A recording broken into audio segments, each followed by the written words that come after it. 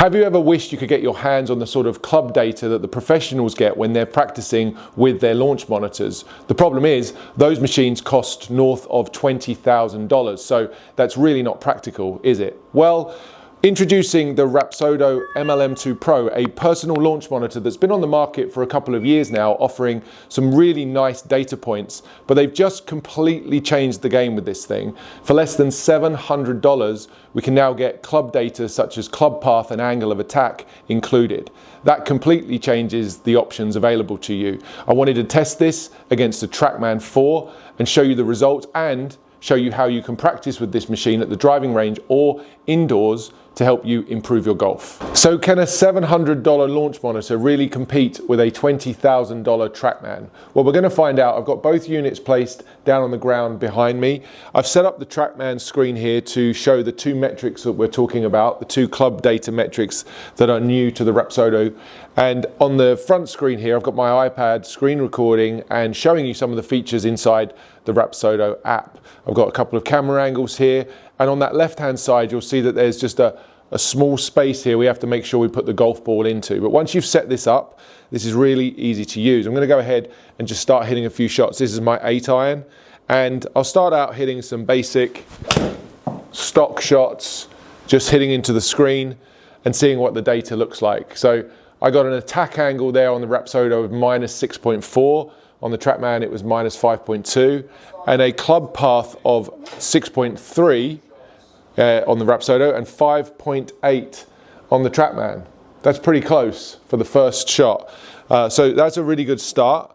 The reason these metrics are so vital when you're trying to improve your golf is that to understand club path and angle of attack live and work together. So when you change one, you effectively change the other. Loads of golfers struggle to hit down enough on their iron shots and compress the ball properly. Not having the angle of attack metric in their normal practice leaves them unsure about whether they're doing this correctly or not. So this really adds a completely different level of training for golfers looking to improve their strike. In just a second, I'm going to show you how you could change these metrics and change these numbers to your benefit. Let's just go ahead and hit one more.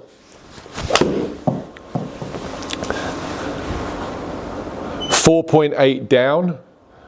Rapsodo is telling me 6.4 down, 5.8 club path, 6.5 club path.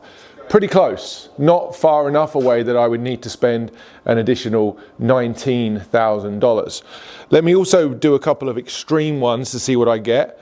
Particularly, we'll start out actually with a very low angle of attack. So for golfers who struggle to compress the ball from this front view, you'd often find yourself casting, scooping or flipping.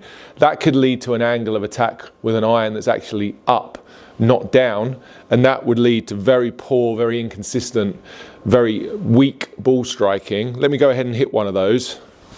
I'm not sure I actually hit up on that, but I certainly hit less down. TRACKMAN's telling me I hit ½ degree down. Rapsodo's telling me I hit 2 degrees down. So definitely a reduction in the measurement of both of those. Let me just do one more of those, make sure this time I actually do hit up on the ball like I was planning to. I think I did that time. TRACKMAN's given me an angle of attack of 4 degrees up. Rapsodo's given me an attack angle of 3 degrees up. Super close. Really good, useful information if you were trying to work on that part of your swing. Let me just do a club path one now as well, just something slightly more extreme. Those of you who struggle with slicing and coming over the top, you'd have a club path that would be a negative number on these machines. Negative means swinging to the left. So let me go ahead and hit one of those with this 8-iron, very out to in. Shifting the club path to the left. -13 on TRACKMAN, -12 on Rapsodo. That's a very quick but very reasonable demonstration there as to how close these numbers can actually be. So we're already off to a great start here. These metrics are measuring, they're measuring accurately. Now we can go ahead and find a way to actually utilize them into our practice to help you play better golf. So let me share 2 drills with you that are going to influence both of these metrics. Let's start with the angle of attack one. I'm going to actually make use of my Rapsodo towel here. This thing's pretty cool. I'm going to fold this up. I'm going to lay it on the ground behind the golf ball. If you've watched my channel for any length of time, you may have seen me demonstrate a version of this drill.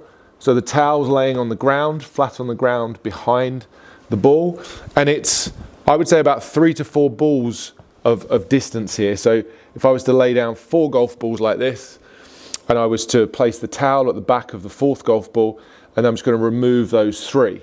That's creating a barrier here for me behind the ball that I do not want to hit. I don't want to come down, cast this club prematurely, strike the ground before the ball, and have an upward angle of attack. The towel's there to incentivize me to keep the shaft lean, to allow me to keep hitting down, and to make sure that I get a downward compressed angle of attack. So this would be a great way for you to practice if you struggle with attack angle. We'd be looking for something around 4 to 6 degrees down. I'm hitting an 8 iron here. That was struck really nicely. 4.9 degrees down.